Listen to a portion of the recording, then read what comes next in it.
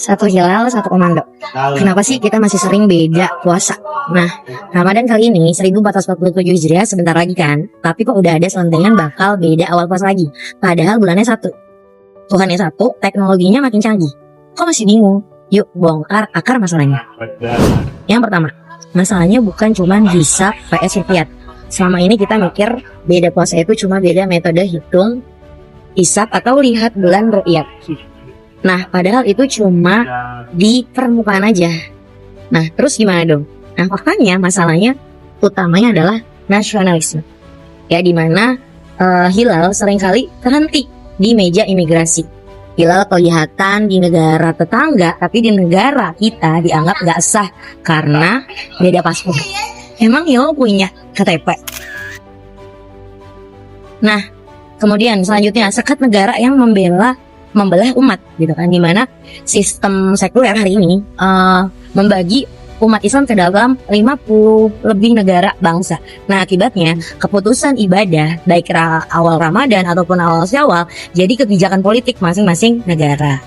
Nah, akhirnya ukhuwah atau persaudaraan Islam kalah sama batas wilayah buatan manusia. Nah, jadi umat jadi nggak punya tuh wibawa karena nggak bisa serempak gitu kan. Nah, kemudian bagaimana sih menurut Islam sendiri gitu ya? Nah, jelas ya, seperti salah satu dalil Rasulullah SAW bersabda, berpuasalah kalian karena melihatnya, atau melihatnya ini adalah hilal, dan berbukalah atau lebaran karena melihatnya. Hadis riwayat Bukhari dan Muslim. Jadi kata kalian di sini ini buat seluruh umat Islam dunia loh. Jadi bukan cuman buat warga negara tertentu aja. Secara sejarah dulu kalau hilal kelihatan di satu wilayah Islam, nah seluruh wilayah dari barat sampai timur itu wajib ikut puasa.